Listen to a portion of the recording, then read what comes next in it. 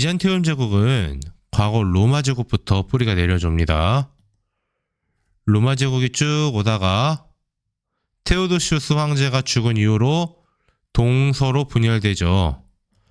그래서 서로마와 동로마로 분열이 되는데, 서로마는 476년에 게르만족에 의해 망합니다. 바로 이 동로마가 비잔티움 제국인데요. 이 비잔티움 제국은 1453년까지 이어집니다. 바로 이 비잔티움 제국이 왜 비잔티움 제국이냐? 수도 콘스탄티노폴리스가 과거에 비잔티움이었기 때문에 그 이름을 따와서 비잔티움 제국이다라고 부르고요. 그 전성기를 누렸던 게 바로 유스티니아누스 1세 때의 이야기입니다. 그래서 다른 나라들과 다르게 이 나라를 처음에 누가 일으켰느냐 이런 거에 대해 다루지 않는 이유가 바로 이것인데요. 먼저 영토 확장의 측면을 보면은 활발하게 정복 사업을 추진합니다. 그래서 초창기에 이 일대를 차지하고 있던 비잔티움 제국은 유스티니아누스가 활약하면서 과거 로마 제국의 영토 상당수를 회복을 합니다. 그래서 이렇게 색깔이 칠해져 있는 이 영역들에 대해서 어느 정도 회복이 일어나게 되죠. 근데 이 아프리카 지역보다 더 의미 있는 것은 바로 어디를 이들이 차지하고 있냐라고 하냐면은 로마와 라벤나를 차지하는 데서 의미가 있습니다. 여기는 제국의 중심지였고요. 로마 제국의 중심지. 그리고 라벤나는 어떤 곳이냐면은 서로마가 마지막으로 도읍을 삼았던 도시이기 때문입니다. 라벤나를 확보했다, 그리고 로마를 확보했다라는 것은 옛 로마 제국의 정신적인 중심지를 확보했다라는 것이 됩니다. 그래서 활발하게 정복 사업을 통해 옛 로마 제국의 영토 상당수를 회복했다. 그래서 이 사람은 체제 정비를 실시하죠. 그것이 바로 유스티니아누스 법전입니다. 이 로마법 발달 단계를 다시 한번 살펴보면 로마법은 애초에 관습법 단계로 존재하죠. 그러다가 12표법을 기준으로 해서 시민법 체계로 넘어섭니다. 그런 다음에 제국이 점점 더 커지고 제정 시기에 넘어와서 카라칼라 시대에 가면 만민법 체계로 발전을 하면서 제국 내에 있는 모든 사람들에 대해서 적용시키는 법률이 되죠. 근데 이 로마 제국이 기원전 753년부터 시작됐다라고 한다면 로물루스 레무스로부터요. 이 만민법 체제로 갔을 때가 이미 제국이 출범한 지 800년 내지 900년이 지났을 때입니다. 그렇기 때문에 수많은 법전들이 존재를 하고 있었겠죠. 그리고 수많은 황제의 명령들이 있었을 거예요. 그래서 앞뒤가 안 맞는 것도 있었을 겁니다. 그래서 이것들을 싹 다 모아서 집대성한 것이 유스티니아누스 법전, 흔히 말하는 로마법 대전이 이렇게 만들어지게 된 겁니다. 그리고 이때 만들어진 체계는 오늘날 유럽 국가들의 법 체계에서 가장 근본적인 것이 되는 그런 것들로 자리매김을 하게 되죠. 이렇게 체제 정비를 하고 나서 또 자신의 이 권위를, 자신의 신앙심을 표현하게 되니 그 상징물이 바로 성 소피아 성당입니다. 그래서 오늘날에는 이렇게 미너렛이 올라가 있습니다. 이거는 나중에 이슬람 세력들에 의해서 비잔티움 제국이 무너진 다음에 모스크락으로 개조가 되면서 세워진 거고요. 애초에 성당은 거대하게 지어지게 되죠. 자, 이렇게 됐습니다만 안타깝게도 제국은 그 이후로 더 이상 더 크게 발전을 하지는 못했던 것 같아요. 근데 이 제국은 황제 교황주의라는 게 발전을 해요. 그리고 황제가 교회의 수장을 겸합니다. 근데 이제 서유럽 지역은 황제 혹은 국왕과 교황이 서로 권위가 나뉘어져 있죠. 하지만 비잔티움 제국은 황제가 교회의 수장을 겸하기 때문에 종교회의도 이 사람들이 바로 다 일으킬 수가 있어요. 회의를 개최할 수가 있다는 거예요. 자, 그 다음에 성상 파괴령을 통해서 이 로마 가톨릭과 그리스 정교가 그 성상 파괴론 발표 이후로 그 계속 끊임없는 뭐 대립과 반목과 이런 것들의 결과로 이렇게 로마 가톨릭과 그리스 정교가 분열이 되기도 하죠. 이것은 지난 시간에 살펴봤습니다.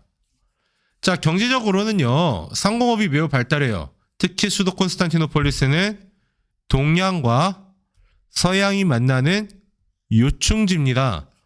그렇기 때문에 동서교육의 요충지로서 상공업, 무역이 매우 발달할 수밖에 없는 아주 지리적인 이점을 갖고 있는 도시가 바로 수도 콘스탄티노폴리스죠. 자, 또한 사회적으로는 군관구제라는 제도를 통해서 이 제국을 운영하는데요. 유스티니아누스 이후로 제국이 점점 쇠퇴가 되니까 제국을 31개의 군관구로 나눈 다음에 거기에다가 군사, 행정, 사법권을 부여합니다. 즉 그러니까 군대를 컨트롤하는 사람이 행정체계와 사법체계까지 컨트롤하면서 그 지역에서 독자적인 세력을 유지하며 국방력을 키워라 라는 게 근본적인 목적이에요. 동시에 둔전병제라는 제도도 실시합니다. 이 두 제도는 명칭을 알아둬야 되는데 둔전은 비잔티움 제국뿐만 아니라 여러 국가들에서 뭐 군사들에게 땅을 나누어 준다든지 혹은 농민들에게 토지 지급하는 대신에 군대 오라고 한다든지 라고 하면서 일종의 병사들이 농사도 짓는 그런 것들을 병행하는 목적입니다. 이 목적은 자영농을 키움으로써 생산량을 늘리겠다라는 것도 있지만 국방력을 그 가운데서 농민들을 유사시에는 군대로 활용하면서 국방력을 강화하겠다라는 이런 목적도 갖고 있는 거죠. 비잔티움 제국이 이 체계를 유지했던 특징으로서 군관구제와 둔전병제가 있다는 것을 한번 꼭 기억을 해둘 필요가 있을 것 같아요.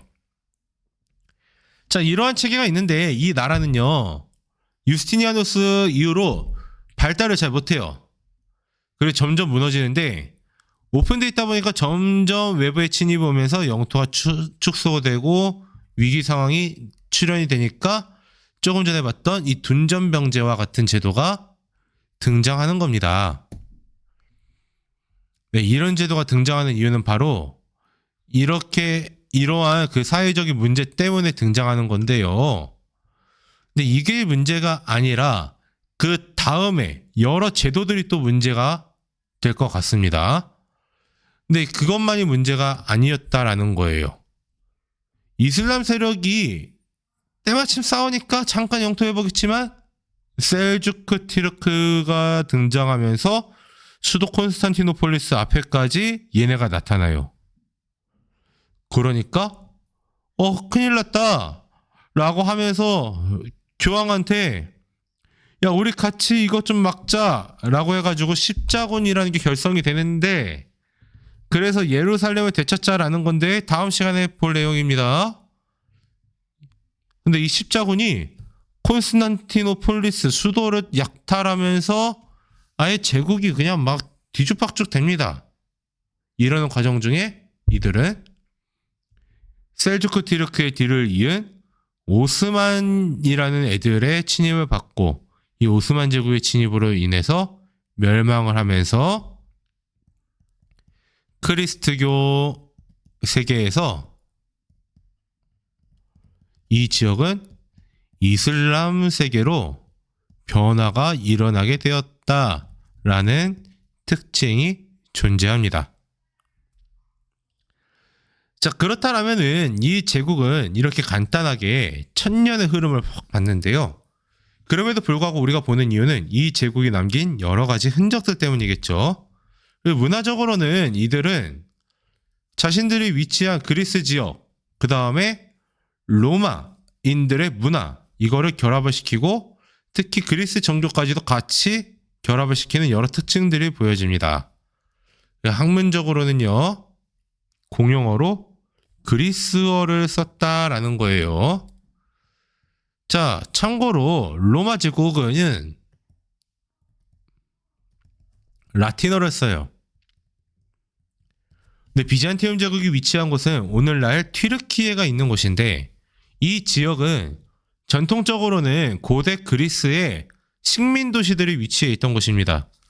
그렇기 때문에 전통적으로는 이 지역은 그리스어가 널리 사용되고 있던 지역이에요. 그래서 공용어로 그리스어를 쓰고요. 그리스의 고전 문화를 연구하고 보존합니다.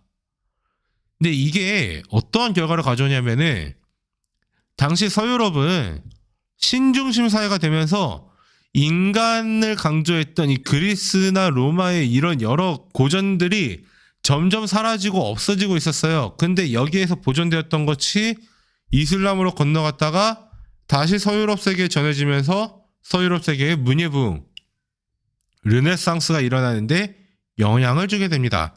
이 르네상스는 한 3차 시 정도 뒤에 다루게 될 겁니다.